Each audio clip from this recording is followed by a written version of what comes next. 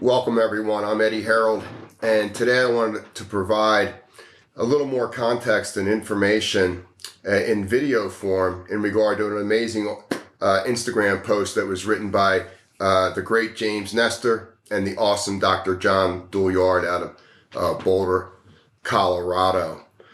So in my younger days, I was a professional marathon swimmer, and I began to add controlled breathing to what I was doing in my training to have more quality in what I was doing, with less miles, less junk miles, less wear and tear on my body, so that when I was in marathon racing, I could go for hours. My average day swimming was somewhere between 5 to 10 miles. And you know, when you get into the water, the first thing you have to realize is you're not going to be able to move as fast as you can run or ride your bike. It's a whole different environment. And letting go of that ego mind of constantly trying to go faster and faster like you do on land. In the water, it's more about trying to feel the water around you. And even when you're in a cross current, when you can really feel the water, you can pick up little eddies, little currents that just in a very subtle way lift you out of the water just a little bit and propels you into that next little bit of meters in front of you. So it's always about trying to feel the moment. And then remember when you're swimming that when the right arm's coming up, you know, you want that right elbow high, and as it comes down, you want to roll it off the right thigh. You really want to get that thumb down off just above that kneecap here and really push in that part of the stroke where you have that tricep extension. And as you push down, you want to roll out on the other leg, or rotate the other hip out through that toe. So the left arm comes up, you reach, you push down on the thigh, and you rotate out through the right hip and the right foot. And this X is fundamental to activating the DNA of your body. Remember, the DNA doesn't have an ego, it's a double helix. And this is how we taught ourselves how to walk, how to crawl. It's fundamental, this cross patterning technique, and can be seamlessly applied to swimming. So let's stand up and we'll start to go through the Instagram thread. So when I work with athletes in any sport, we always warm up the respiratory system first, the cardiovascular system second, and the moving parts, neuromusculoskeletal system third. In traditional training, it's always just move the outer body. The outer body begins to build up lactic acid, carbon dioxide build up. The heart rate, blood pressure rises, and then the brain tells the body to work on breathing, or inspiratory and expiratory muscle strength. We want to reverse that whole process and warm up from the inside out, because everything's happening from the quality of the length, depth, and pace of our inhale and exhale. So keeping that fundamental soundness of warming up the breathing muscles first. So slow motion controlled breathing to drop into your body. So ocean sounding breath in your throat, constricting the epiglottis above the trachea. Diaphragmatic breathing, through not just belly breathing, I mean nostril diaphragmatic breathing. The breath is coming into the belly and the lungs are inflating. You take the breath up to the collarbone, that's a full inhale. And then a full exhale, contracting the rectus abdominis, your obliques, your transverse abdominis, and flushing the gut of toxins and sending carbon dioxide out through your nose or mouth. So, ocean sounding breath. Let's just do a couple simple warm-ups before I would get in the water. My palms are facing the computer screen, my legs are engaged, and I just inhale my arms overhead. I open my ribs, my shoulder girdle, and I hold the breath in. I squeeze my core, I squeeze my thighs, begin to warm up, and then with an ocean sound, I just drop my shoulders. I imagine someone pulling the thumbs behind me, and I just release and relax. Great technique right there. A little breath retention, a little movement, longer exhale than inhale. Maybe take your feet out into a baby squat or baby little two-legged lunge, and just take the right hand forward, take it out to the left, and just get that shoulder girdle up, back, and down. Right hand back to the right leg. Inhale, left arm forward, up, back, and down. Just get that whole shoulder girdle. So here, you just come out, straight arm, you get your lats, major swimming muscle. You bend the elbow. This releases the weight of the arm to the shoulder girdle, up, back, and down. A little twist there. Initiate on an inhale. Lats, elbow bends, shoulder, twist, chest, back and down. So it's shoulder, chest, and back. You just get that technique. You link breath with movement, slow motion, meditative breathing. You just start to release the upper body, which is going to be under a lot of duress when we get in the water. Slow motion breathing, link the breath with the movement, ocean sounding breath. Find a rhythm to it. Swimming's all about rhythm. Finding a rhythm and then taking off and swimming for your life. And then come back up, bring your feet together. Shake out your hands. Hands are so important. The extenders and flexors of your forearms, so important. You want them relaxed with fresh oxygen. Now let's open the chest. Take your hands back behind you. If you have a towel or a strap, just use that. The wider your hands go, the more you're going to open the chest. The closer your hands are together, the more you're going to get your shoulders. Take a deep breath in, feet together. Bend your knees. Now go to your hamstrings, hinge forward, let your hamstrings control the descent. And once you get down, exhale and stretch as far as you can. Inhale, hold the breath in, pull your arms up towards the ceiling, lift your buttock up and squeeze your core. Exhale slowly through your nose with an ocean sound. One more. Deep breath in, hold the breath in. Pull the arms up, open the shoulder girdle and chest. Roll the buttock up, open the hamstring heads under your glute, and then squeeze your core and ignite gastric heat. Exhale slowly. With the knees bent on the next inhale, come up slowly. Shake out your hands. Feel that fresh energy moving through you as your heart rate comes down. So there's some slow motion controlled breathing, which is some simple movement in this really short instructional video that I know is going to help you in any sport you're trying to achieve. Now, fast breathing through the nose, activating the shoulder girdle, activating the lower body mechanics. I'm going to take my feet out about 3 feet. I'm going to bring my hands to my shoulders. I'm going to bend my knees, exhale, and drop into a squat. I want a lot of my weight on my heel plate there. And I'm just going to inhale. I'm going to come up 90%, reach my hands up to where the ceiling and the wall meet, and then I exhale, I pull back down to my squat. And this is going to get all 600 muscles going. This is going to activate all 300 joints, all 200 bones. Everything's going to get going. And in real time, fast breathing through the nose, 1 round per second, might be something like this. Exhale down, and then inhale up.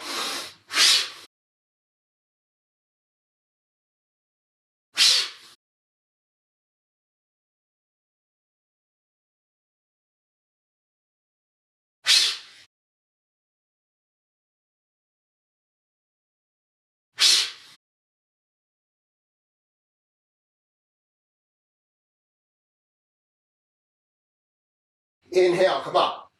Deep breath in. Ocean sound. Exhale all the air and hold the breath out for a 10 count. Relax while you hold. Focus. Inhale through your nose. Hold the breath in for a 20 count. Just relax all the muscles you're going to use in the water. Relax your mind. Open the heart. And then to create a flow state with a higher heart rate, bring your right thumb up, close off the right nostril. Inhale slowly up the left nasal channel. Close off, release, exhale right. Inhale right, close off the right, open the left, exhale. Inhale. Close off, release, exhale. Inhale. Close off, release, exhale. Inhale. Close off, release, exhale. Inhale. Close off, release, exhale.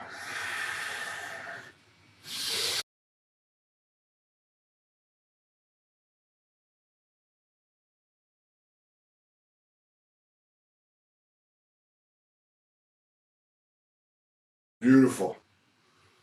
Notice how you're feeling. We warmed up from the inside out. Notice how easy the inhale is and how much your brain enjoys that smooth, uninterrupted, unrushed inhale to organize situational awareness in the mind. Notice the quality of your exhale. Fundamental to enduring success in traditional training. Let's sit down. Next part of the thread. Okay. Slow ocean sounding mouth inhales, slow motion nostril exhales. Ocean sounding breath. If you don't know how to do it, bring your right hand up to your face. Pretend this is a pocket mirror. Bring it up to your face, exhale through your mouth, and try to fog this imaginary mirror. Where is that sound in your throat? Close your eyes. Try to pinpoint like a laser exactly where you feel that tone, that sound.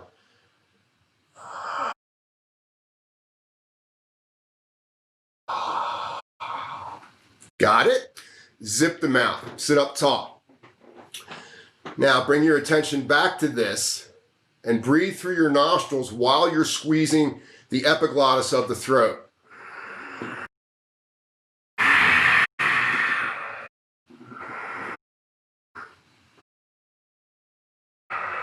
Relax your eyes and jaw. Focus on this sound.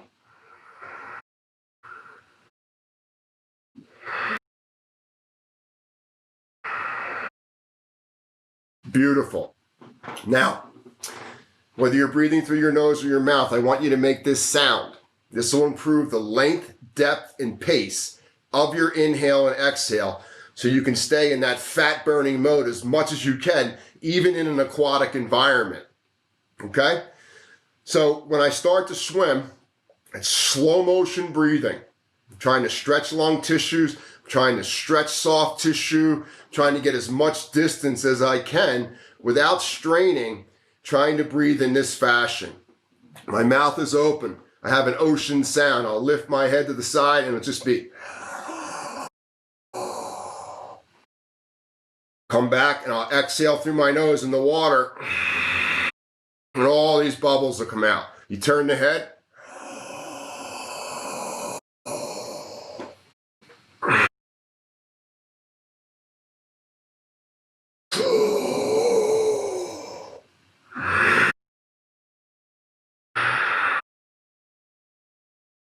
And you'll just do this for your traditional warm-up, whatever you're doing, whether it's 50 meters, 250 meters, 2,500 meters, whatever your warm-up is, stay with this. And as you're warming up your body with this breath control, I want you to warm up your mind and focus on these X's. I want you to focus that the right shoulder is working in concert with the left hip. The right arm is working with the left leg. Get that rotation. And then vice versa, the left shoulder is working with the right hip. And when that left arm comes up, you want to feel that left arm and right leg. And as that left arm starts to pull down, you rotate out through the right leg. You're maintaining this X across the lower chest region. And you want to kind of slide out from there effortlessly against the water, not resisting the water as much as you possibly can, trying to merge with the water in your warm-up, not forcing, lightening wherever you can be. Now, once you've warmed up a little bit, or you could actually add this to your warm-up, take your head to the side, inhale, hold the breath in, and take 2 strokes with the breath held in. Inspiratory muscle training. Exhale, and then maybe swim 25 meters naturally, or 50 meters naturally, or 100 meters naturally. Pick a number that's right for you based on the training that you're doing right now. And then inhale, Hold in for 4 strokes. And then exhale. And take that natural, organic, ocean-sounding diaphragmatic breathing for 25 meters, 50 meters, 100 meters, whatever that is for you at your particular piece. And then build up to inhale. Hold in for 6 strokes. Exhale. And then take it out for 25, 50, 100. Whatever the particular flavor you're doing. But you're setting in motion this breath retention as a warm-up tool or an initiation of cardiovascular discomfort before you go into your normal piece. So your heart rate is a little higher before you start your piece. So you're getting more out of it without putting more wear and tear on the neuromusculoskeletal system to raise your heart rate. And you can take that ladder into anything you're doing and just make it work for you. When you're working with retentions, the more retentions you do in less meters, the more it's going to be a speed piece. So if I'm doing a 2-count breath hold while I'm swimming, and then I swim 25 meters, that would be a speed piece. If I do a 2-count breath hold and I swim 75 meters, that might be a steady state piece. If I do a 2-stroke hold and then I take the least amount of breaths as I can to get to 100 meters, that's going to build endurance stamina. So think about the time in between the breath holds as the fundamental baseline of whether you're going to do speed work, steady state work, or endurance work. And the longer the rest period in between the holdings, the more you're going to stimulate fat burning endurance. Okay? So think about that. Now, when you get into the heavier part of your workout, it's important to really relax and feel the water psychologically. Pay attention to the length, depth, and pace of your breath, because that's giving you the dashboard of everything that's important to you in the cockpit of how you're going to move through the water. Your breath is telling you all you need to know about intensity, about how long you can do this, what your heart rate is, what your energy is, what your neurochemistry is. Your breath rate is telling you all of this, and you'll pick this up over time, and you'll become super self-aware of situational awareness of knowing exactly where you are, where you've been, how far you got to go, and that produces self-confidence and self-esteem, and we can get out of our own way and fly through the water. So when you're at the wall, if you're training in a pool, shorter rest periods would be a speed piece. Longer rest periods would be a steady state or an endurance piece. And that's super important to get the rest that you need to get your heart rate down so you don't reinforce poor motor patterns in the water. So when we're training, that little bit of extra rest is going to, just basically build positive motor patterns, efficient motor patterns with a lower heart rate. Your body will sense more. And beginning to work with that. Working with breath holds while you're training. You can do this with your ladders. So whatever ladder training you do, add breath holds to it. So it's just starting out with inhale, ocean sound through the mouth, slowly hold the breath in for 5 strokes, and then exhale, and then swim your desired intensity, whatever it may be, or desired length, whatever that may be, 100 meters, 200 meters, 500 meters, whatever it may be. Then you stop at the wall, and you can do alternate nostril breathing like we did earlier. If that's too much for you, you can do little incremental breaths where you have an ocean sound, you're at the wall, you're not going dumping all that carbon dioxide out. We don't want that to happen. Maybe you do a 50-50 inhale and a 50-50 exhale. So there's 2 little inhales, 2 little exhale, 3 little inhales, 3 little exhales. This little fractional breathing is really cool to break up adhesions around training, and then when you get back into your workout, it's going to be easier to breathe. So alternate nostril breathing or little incremental breaths in and out. Break it out into any fraction you want, but bring your heart rate down, exhaling through your nose. So we're extracting the positive parts of the carbon dioxide, the oxygen out of the carbon. We're not letting the oxygen and the carbon dioxide out. We're trying to keep it inside. We want the carbon to go out because that's elevating acidity. So we want to get the oxygen out of the exhale. So don't do it out through the mouth unless you have to. If you have to exhale through your mouth, fine. But once you feel you can breathe through your nose again, great. And slow it down and then try to find some steady rhythm to it. Working with different breath holds. You might want to hold for 10 strokes, 15 strokes, whatever works for you. And then coming out of the holding, pick whether you want to do a speed, a shorter piece, a steady state, a little longer piece, or an endurance piece, and just feel that, whatever feels right for you. To build expiratory muscle strength, this is harder. We hold the breath out for strokes. Now the idea here is to realize that you're not going to be able to go as fast as you were doing prior to doing this. It takes time to build this up. So maybe holding the breath out for 2 strokes and then going through the same type of integration piece, whether it's 25 meters, 50 meters, 100 meters, or whatever you're doing. And then maybe holding the breath out for 3 strokes next round, and then doing another piece. And then maybe holding the breath out for 4 strokes. This is huge to overcoming fear, building up carbon dioxide resistance, and learning how to really do more with less in the mind-body connection. Another great technique I like to do is to hold the breath out for 2 strokes, hold the breath in for 4 strokes, and then I'll swim either 25 meters, 50 meters, 100 meters, whatever particular interval I want to do that at that particular point of my workout. So whether you hold out for 2, hold in for 4, or hold out for 3 and hold in for 6, all of this is super valuable to, number 1, removing toxicity. Number 2, amplifying vitality. So when you start your piece, after you've done the breath work, you're going to get more out of less. You're going to get more quality, and you're not going to have to do as much quantity, which is debilitating to the moving parts. So you're always where you need to be on race day, and you're ready to explode. So the reason why we do pranayama or breath control in any sport is to build speed and stamina in non-traditional ways. When I work with athletes, number 1, it's about breath. Number 2, it's about angles. How are we approaching the moment mentally, physically, emotionally? And number 3, it's balance. The space between strength and range of motion or flexibility.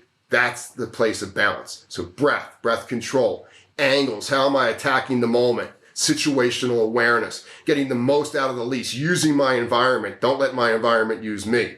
And then balance, noticing when I'm in balance. Early on, noticing when I'm a little bit out of balance and see if I have the opportunity to bring myself back or maybe slow down for a couple strokes. You know, it's all about playing the long game here by taking care of the short game. Now, when we're doing speed pieces, and swimming is so hard, it's so painful, we can use the Kapalabhati technique for a round or 2 to reset the autonomic, cardiovascular, and neurological systems. So I'm just going to inhale through my mouth, and then in the water, I'll just go.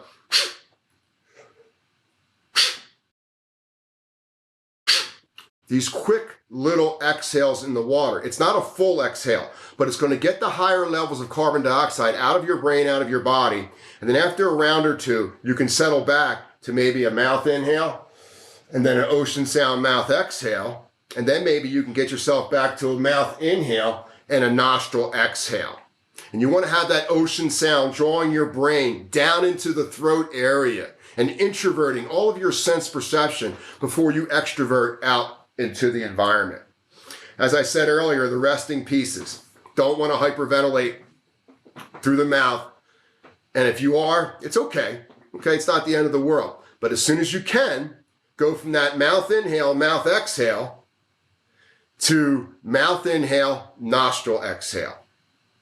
And then nostril inhale, mouth exhale. All right? And then nostril inhale, nostril exhale. and then do little fractions of the breath.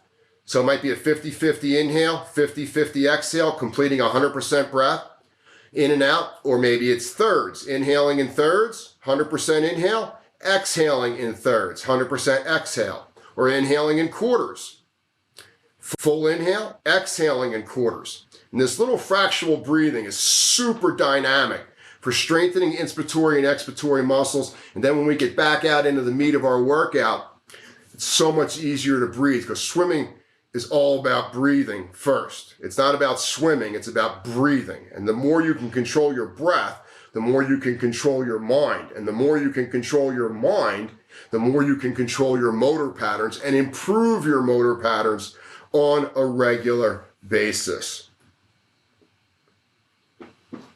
One of the things that I learned through years of swimming, endurance swimming, mileage, is that to be a great swimmer, I try not to pull my arms through the water where it's always willpower, willpower, willpower. What I try to do is I try to allow the water to move my arms. There's thousands of little currents and little things that take place. And trying to tune to that with your hands, with your thighs, with your belly. And let the water move your body. Let the water move your arms as much as you possibly can. Try to turn that on in the inherent intelligence of the cells of your body and your DNA. So you're not fighting nature. You're not fighting your environment. You're merging with your environment, and you're not using as much willpower or ego to always get what you need. That's always going to be there for you. Okay, that's we all have that. Okay, the idea here is to merge with the environment and let the environment move you. Whether you're a swimmer or a runner or a biker, you want to use the gravity and cut through the gravity like a screen door. Let go of the physical resistance as much as you can mentally. And try to bust through that. Well, it's the same thing in the water. Try to let the molecules of the water move you rather than your water molecules trying to move all these water molecules outside of you. You're outnumbered. So try to use the water and move as fast as you can. I hope this was helpful to you today. If you have any questions, just reach out to me. There's all sorts of different ways we can work together. And as always, go be great.